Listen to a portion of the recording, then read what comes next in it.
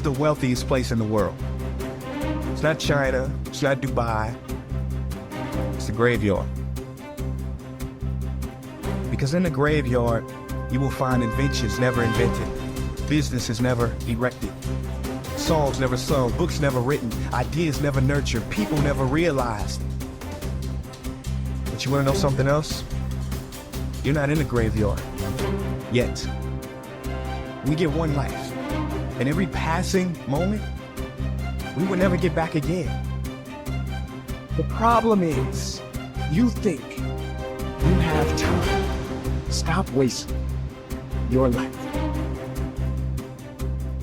How many hours a day you waste, or how many hours a week you waste. And the classic answer is something like 4 to 6 hours a day. You know, inefficient studying, watching things on YouTube that not only do you not want to watch, that you don't even care about, that make you feel horrible about watching after you're done. That's probably 4 hours right there. You know, you think, well, that's 25 hours a week. It's 100 hours a month. That's 2.5 full work weeks. It's half a year of work weeks per year. And if your time is worth $20 an hour, which is a radical underestimate, it's probably more like 50 if you think about it in terms of deferred wages. If you're wasting 20 hours a week, you're wasting $50,000 a year. And you are doing that right now. And it's because you're young, wasting $50,000 a year is a way bigger catastrophe than it would be for me to waste it, because I'm not going to last nearly as long. And so if your life isn't everything it could be, you could ask yourself, well, what would happen if you just stopped wasting the opportunities that are in front of you? You got to be very intentional and deliberate. The stuff that you're dreaming about, the stuff that you want to happen, it's not going to happen by osmosis. Like, you got to get up and you got to go after it. And what the devil wants you to do, what the enemy wants you to do, is get distracted and focus on stuff you shouldn't be focusing on. He wants you to stay in bed. What he would love to do is for you to waste these next 2 or 3 weeks. People spend time waiting for when the time is going to be right. They're waiting for the pieces to fall into place. They're waiting for the planets to align. They're waiting for everything to be all set. It's not going to happen. You want to know when the time is right? The time is right now. All you have to do to kill procrastination is just start. More active and commendable still is the person who is waiting for the daylight and intercepts the first rays of the sun. Shame on him who lies in bed dozing when the sun is high in the sky, whose waking hours commence in the middle of the day. You have to dedicate every breath, every ounce of energy, and every thought and effort that you possibly have in your heart to becoming what it is you want to be. Because nothing great comes from a position of comfort. Everything worthwhile, everything that is great comes from being in a position of uncomfortable. Nothing worthwhile is easy to get. Everything's going to make you uncomfortable. Get used to it. And if you can get used to being uncomfortable, your limits are non-existent.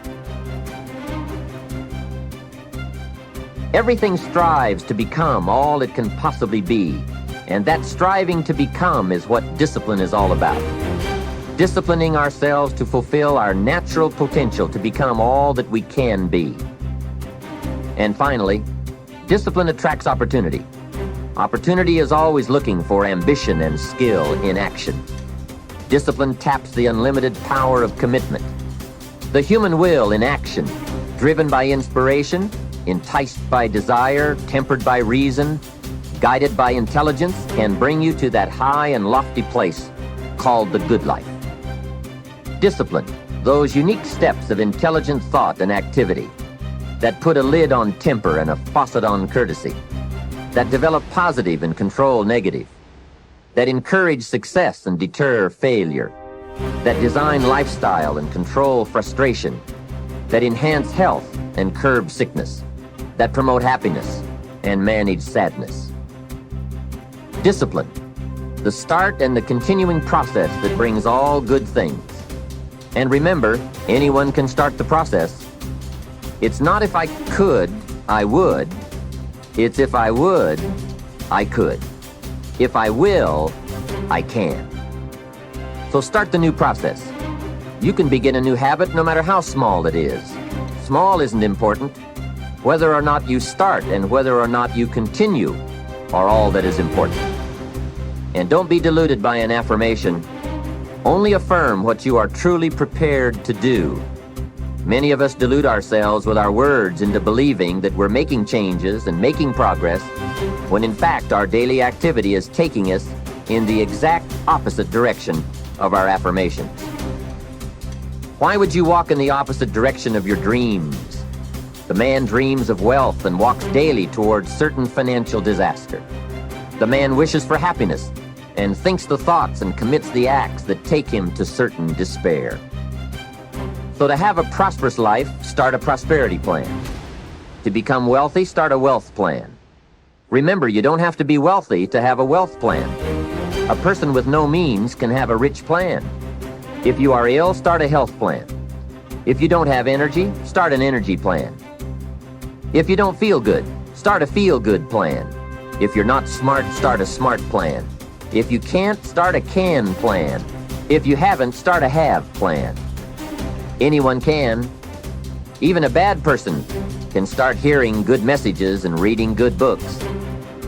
Recognize that the start of the better life, the happy life, the wealthy life, is today. This is exciting. Both the process and the result can begin today. Start the new journey today. If you think of a new idea, today is the day to begin the discipline of putting that idea into action. Set this day up as a long, busy, exciting start for your new life. Get your first book for your new library today. Begin your new practice of setting goals today. Start clearing out a drawer of your new orderly desk today. Start eating an apple a day on your new health plan today. Put some money in your new investment for fortune account today. Start reading with intensity for your new wealth of mind plan today. Write a postponed letter today. Make a delayed telephone call today. Pick up your camera and take a picture of something to start your new treasury of photographs today. Get some momentum going on your new commitment to the better life. See how many activities you can pile on in this first day. Go all out. Break away from the negative downward pull of gravity. Start the thrusters going. Prove to yourself that waiting is over, hoping is past, and that faith and action have now taken charge. It's a new day, a new beginning for your new life. With discipline, you can't believe the list of positive moves you can make in the first day of your new beginning. What have you got to lose? Only the despair and fear and guilt of the past. Only the dissatisfaction and unhappiness and lack of fulfillment of the past. Only the frustration and low self-esteem of the past. Don't let yourself forget how many doctors have died, furrowing their brows over how many deathbeds, how many astrologers after pompous forecasts about others' ends, how many philosophers after endless disquisitions on death and immortality, how many warriors after inflicting thousands of casualties themselves, how many tyrants after abusing the power of life and death atrociously, as if they were themselves immortal. How many whole cities have met their end? Haile, Pompeii, Herculaneum, and countless others. And all the ones you know yourself, one after another. One who laid out another for burial and was buried himself, and then the man who buried him, all in the same short space of time. In short, know this: human lives are brief and trivial. Yesterday, a blob of semen. Tomorrow, embalming fluid, ash. To pass through this brief life as nature demands. To give it up without complaint. Like an olive that ripens and falls. Praising its mother, thanking the tree it grew on. If you do the task before you, always adhering to strict reason with zeal and energy and yet with humanity, disregarding all lesser ends and keeping the divinity within you pure and upright, as though you were even now faced with its recall.